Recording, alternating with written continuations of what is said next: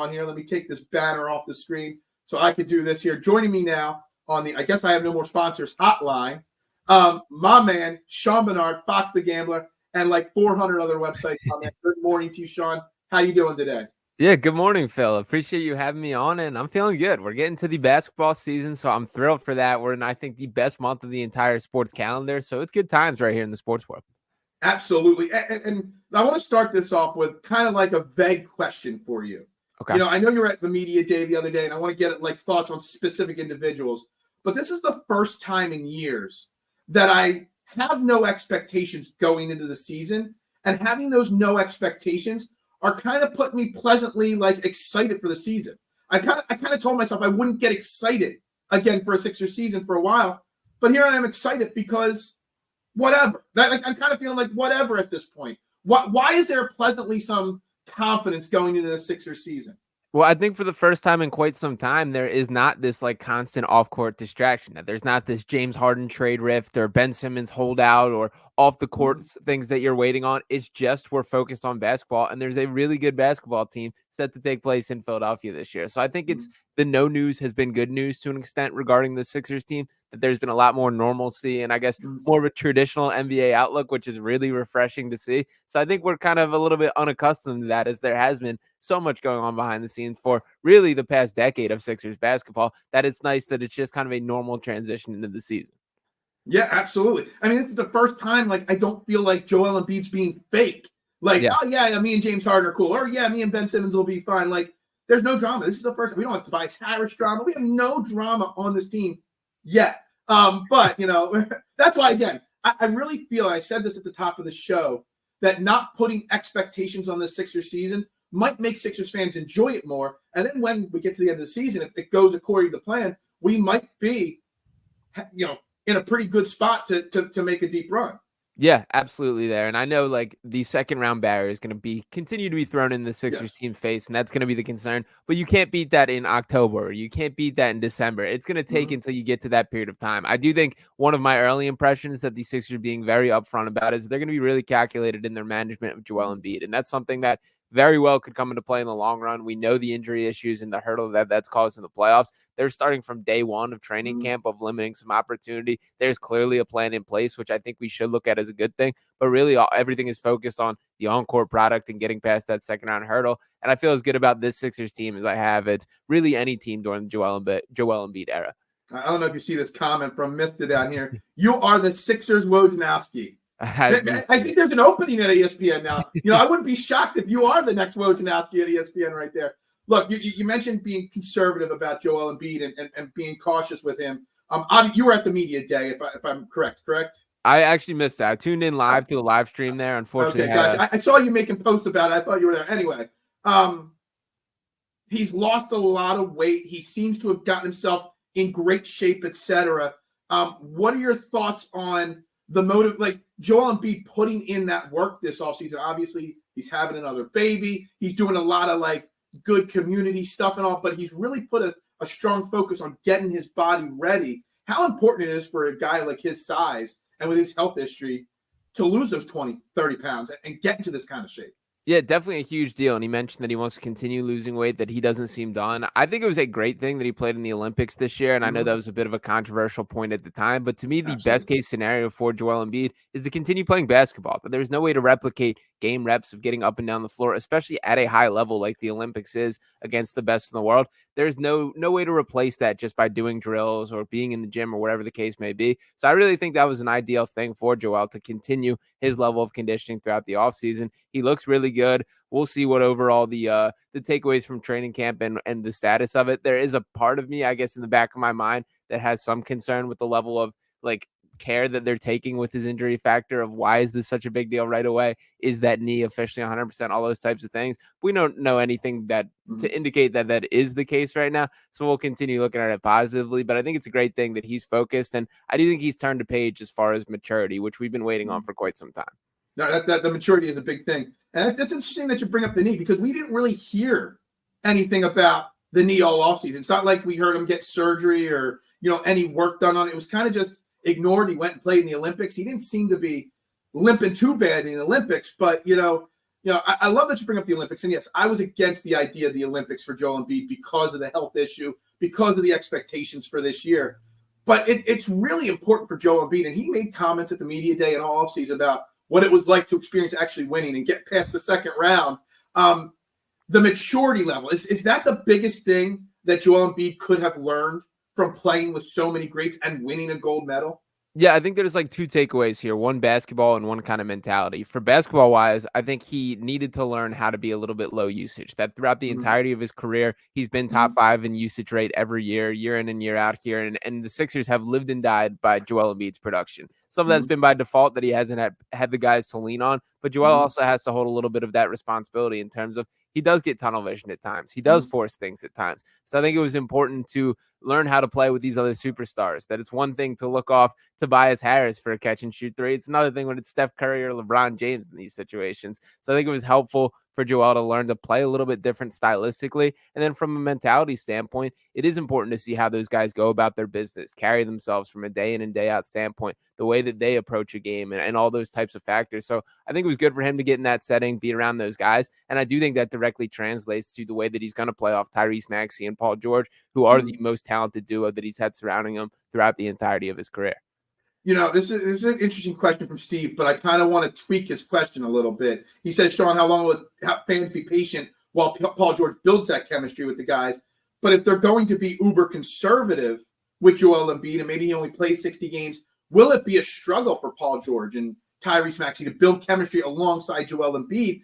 I think I looked at the schedule this morning. They played 3 games in the first 4 days of the season. And, if you're going to be conservative, that means Joel Embiid's going to miss a game probably right out the gate, at some point there. Are you concerned about Paul George building chemistry and with the fact that they're going to be this conservative way with Joel? Yeah, one of the things that I'm most excited about the Paul George edition is he is more plug and play than most players in the NBA, that he can fit just about every system, play in different ways. It will be a process. There will be growing pains with it. There's no doubt about it. And I also am kind of led to believe and expect there to be a plan in place for Paul George as far as his management. He did play 73 games last year and was the healthiest he's been in quite some time. When you look at his overall track record, that he's had injury concerns too and missed some extended periods. So I think there's going to be a focus on making sure he's at 100% for the playoff push as well. So it will be a process. There will be some of these games where I think we see some Tyrese Maxey ball, which I don't think any of us are going to complain too much about when he's taking the full reins there. I think it'll be good for his development as well. But it's certainly going to be a season-long process until they ultimately get that point. But I am optimistic that I do think his game is versatile and will fit the Sixers team. So Paul George's role on this team, okay? This team has run through Joel Embiid. They're trying to take it to in the back of my mind. I keep thinking that the right way to go is not to lean, even in the games he's playing in, as heavily on Joel Embiid. Let Tyrese Maxey and Paul George be the go-to guys and let Joel Embiid just get his. You know what I mean? He will, even if he's the third option, he's still going to score 25 points a game, get 10 or 12 rebounds a game. Is there any thought process that maybe the Sixers' offensive system or style changes a little bit also to protect Joel Embiid a little bit?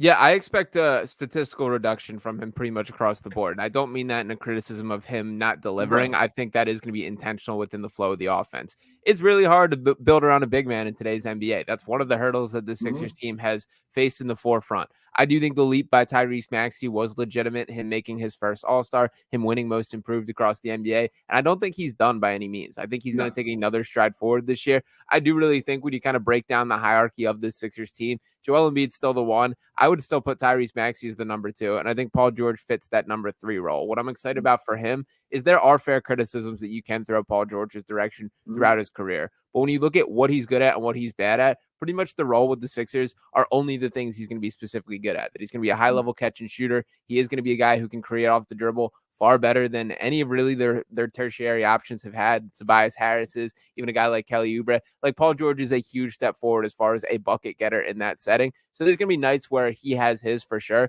But I'm very excited about how this all fits together. And this is more of a question because I'm curious. I didn't watch a lot of Clippers basketball last year except for against the Sixers. I remember Paul George being a pretty damn elite defender. Is at this point in Paul George's career, is he still a pretty – he was an all-pro. He might have won Defensive Player of the Year if I'm remembering correctly at one point. Is he still a pretty – because you've upgraded offense to Tobias Harris to Paul George. Have we upgraded massively the defense from Tobias Harris to Paul George as well? Yeah, there was a point in time where Paul George was one of the most elite defenders in the NBA. He's not that anymore. He's not quite the glove that he once was, but I still think he's a step up from Tobias Harris, a better overall perimeter defender there. And there's a little bit of hope in me that we see kind of a growth in that area when there's a little bit less on his plate offensively. So he's definitely taken some strides back in past seasons, but still a guy that I would consider above average across the NBA and an upgrade from the Sixers perspective. So not quite what he once was, but still a step in the right direction.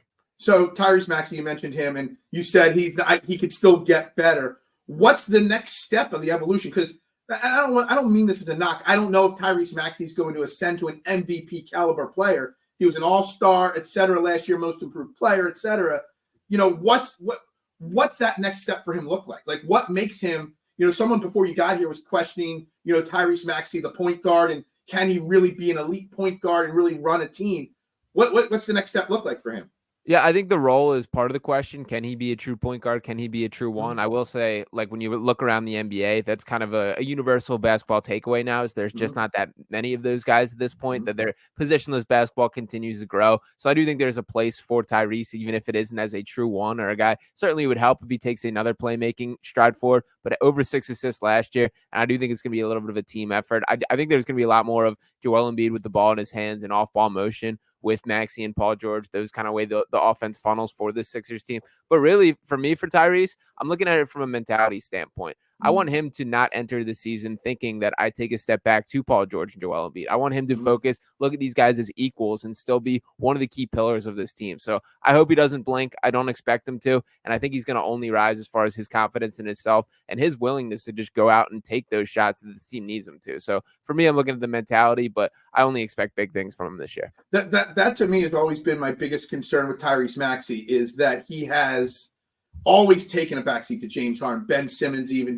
Like, he always feels like when he was not on the floor with the big stars, even Joel Embiid to an extent, he was at his best because he knew he could just do it. But he was always, I don't know if it was scared or, scared of the bigger, scared's the wrong word. I don't know what it is. Always taking a backseat to the other guys. That is, to me, his biggest next step is being able to understand that, look, this is my team. I'm the point guard of this team. You guys got to fall, I get it. And we'll get to the bench. I know some people are asking some bench questions in the comments. I just hope Tyrese Maxey doesn't defer constantly to these other guys because he can be that elite guy. And I think the lane maybe opens up a little bit more for him with Paul George sitting out there with some of these other additions to his team that we'll get to in a minute.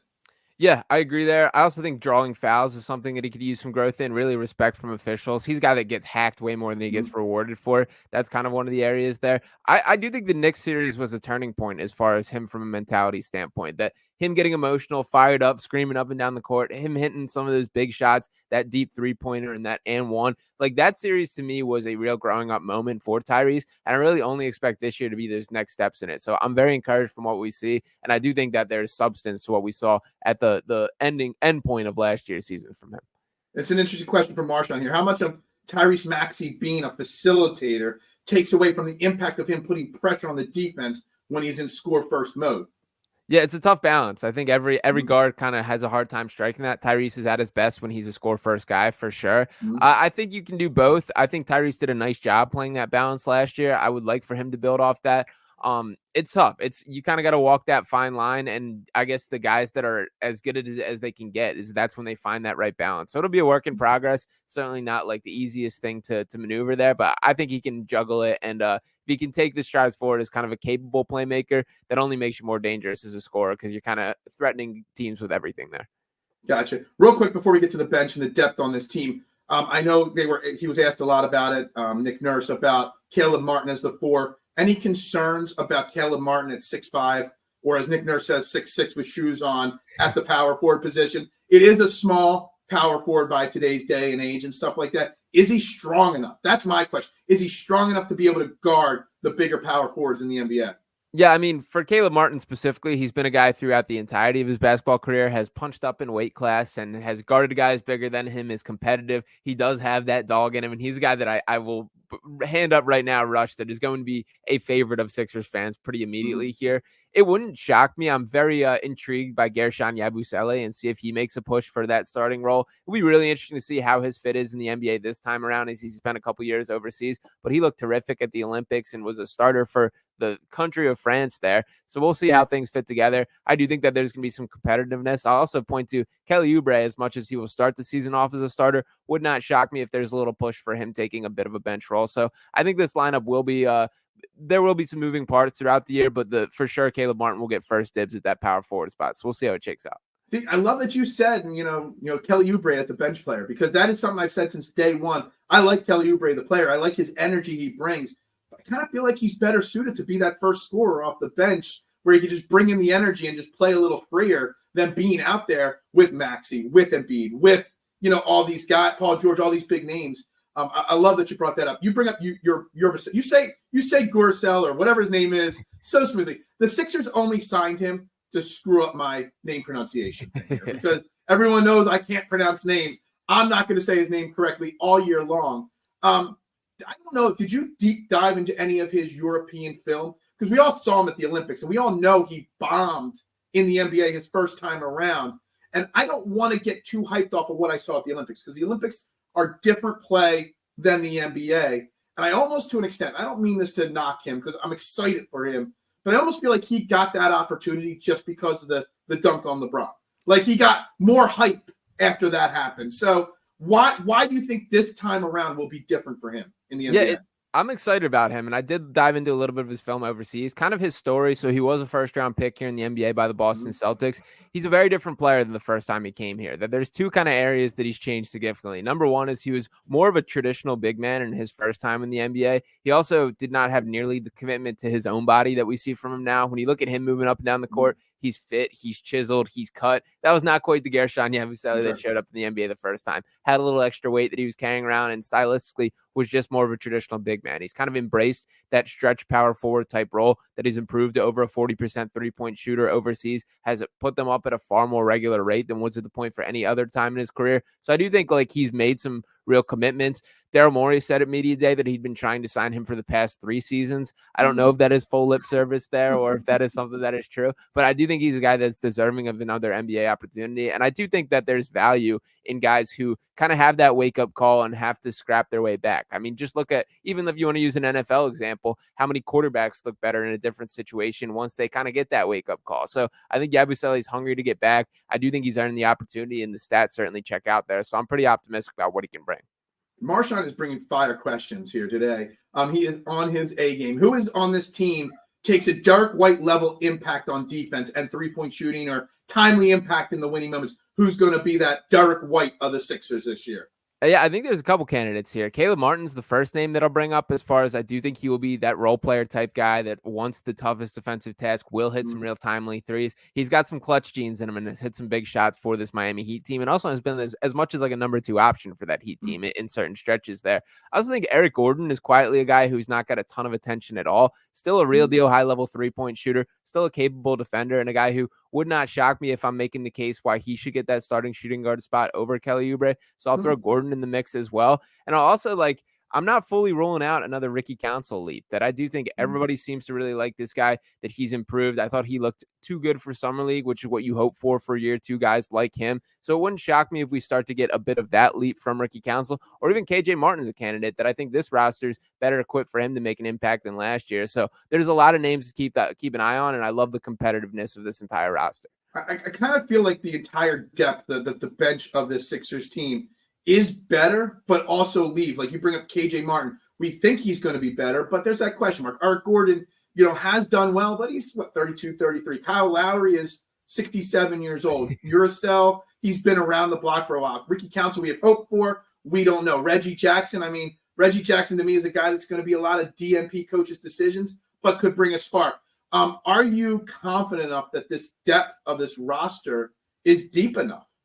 I think there probably will still be another move or two throughout the season that I think the draft picks, Daryl Morey mentioned that he still keeps those open as trade ammunition there. And there's some movable salaries. I think KJ Martin specifically was a guy basically signed to be traded or moved later. So I think there's still some moving parts. This isn't a set in stone roster, but this is the deepest roster that I've seen around the Joel Embiid era, that I love the competitiveness. A guy like Reggie Jackson, who I agree with you, will get a lot of DNP's coach decisions. You can make a case that he was one of the better backup guards on a lot of Sixers rosters. So I think that's a huge sign right there. I like the competition that each of these guys are battling it out. And I do think Morey will continue to tweak things based on what the needs do appear.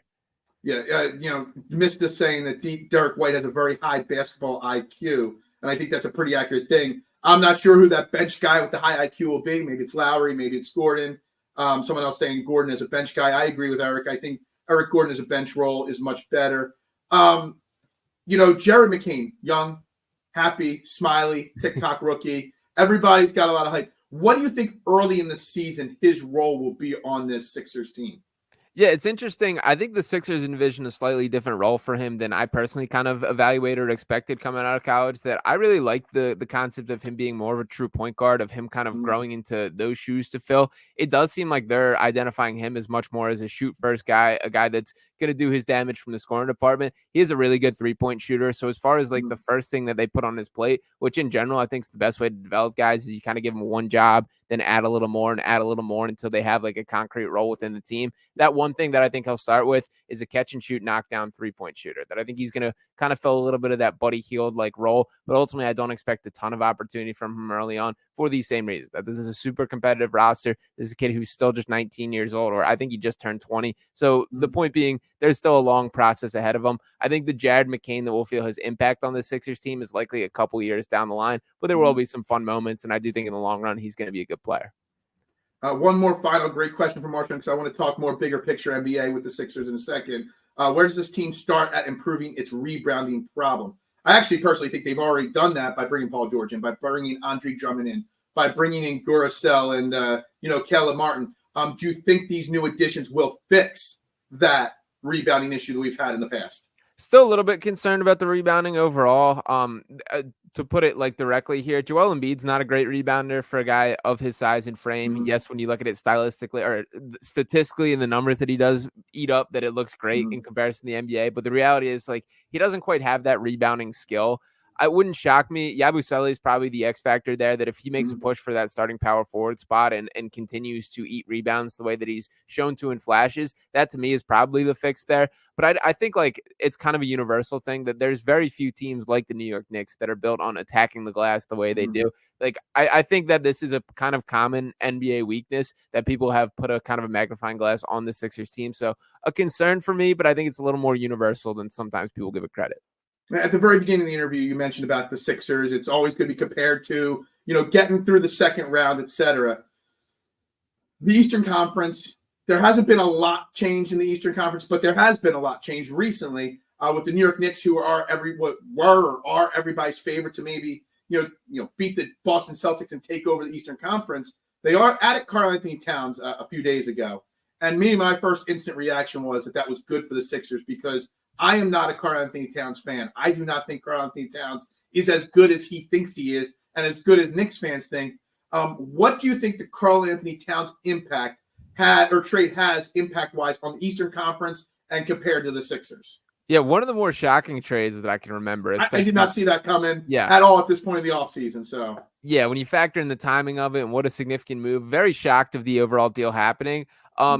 One of my probably largest critique of this Knicks team is I question their top end talent, that I thought they just were short on like they got a lot of depth. They got a lot of hardworking guys who play together, but I thought there was really a ceiling on what they could be as a team because of this. So that's certainly a move to make me eat those words a little bit, that this is an improvement from a talent standpoint. I don't think you can argue that Cat is a better fit than Julius Randle for that team. So I understand conceptually what they're doing there. But to me, this is a look of overlooking these Sixers a little bit. That this is a matchup with the Celtics type of move, that you can see Karl-Anthony Towns and Porzingis being a matchup there. I think if you're asking Cat to play center against Joel Embiid in a 7-game series, Joel may very well average 50 points in the entire series there. That I do feel optimistic from the Sixers standpoint. And I still like if you just want to line up the starting lineups, I still prefer the Sixers. That I love the fit of when Tyrese Maxey as the true guard, Paul George as the true wing, Joel Embiid as the true big man there. That I love just the fit of that trio right there, and then the guys that are surrounding them. There's still some concerns for me with this Knicks team of just there is so much on the plate of Jalen Brunson. And yes, they got better this offseason. Yes, they improved. But there's just going to be a ton on his shoulders, and we'll see if it overall happens. So it's going to be I just don't think the Karl-Anthony Towns Jalen Brunson combo is going to work. You got two heavily ball dominant guys that like to dribble, shoot, and do it their thing. Like, I don't know how the two of them, without an offseason to work together, how that's even remotely going to work in the Knicks' favor. And I'm glad, because I don't see it. But, I just don't. I think that's a recipe for disaster, those two guys. Yeah, I think the pick and pop looks and some of the two-man actions will be really dynamic. Defensively is where I personally question it. Like, I think people are overrating Towns defensively. To me, he's you can spit some advanced analytics at me and some numbers that indicate otherwise, but I just don't see it as far as a matchup standpoint. I thought he did okay against Jokic last year, which was really impressive, probably his best defensive stint. But I don't think that, like, in a 7-game series, it's going to bode well putting Karl-Anthony Towns on Joel Embiid. We've seen how that's gone in years past, and that is kind of the trump card that the Sixers carry in their pocket is you do have a big man who's able to dominate just about anybody in a one-on-one matchup, and I expect that to be the case there. So it's definitely going to be a work or growing pains and work in progress for them too. Is it still the Celtics, then the Knicks and Bucks and Pacers and Sixers? Is the hierarchy of the Eastern Conference pretty much going into the season the same as it was last year? Yeah, and to be honest, even though they won the series last year, I still have a hard time putting the Knicks over the Sixers team. I get the track record, but like there's been a lot made about that playoff win. The Knicks won one playoff series. That this was not some deep run. This just coming up short. They did not get that much farther than the Sixers team, and that was I think there's been a little bit too much credit given to the Knicks here. So my hierarchy of the East would still be Celtics, Sixers, then Knicks, probably Bucks at 4, but you can't rule out teams like the Cavs and the Magic, the Pacers making their push. So the East is deep. It's going to be competitive for sure. Is there any team in the Eastern Conference that no one's talking about that you think sneakily could be a problem for the rest of the Eastern Conference? That's an interesting question. I think there's more substance to the Pacers than people are giving credit. That I think a lot of people looked at that as a bit of a fluke run because of the injuries to Knicks and all those type of things. I believe in a Benedict Mathurin leap this year. That I think that's going to be a huge X factor for them. Tyrese Halliburton's still really good and had a really underwhelming second half of last year's season. So I think he can improve off that as well. So I think I expect the Pacers to be in the same kind of top end mix. And I've seen a lot of people write them off. So that'd probably be my shot there. And at this point, are you still, training camp is just getting underway. I'm surprised you're not doing this appearance from the Bahamas. I figured, Sean Brace would have sent you down to the Bahamas for training camp.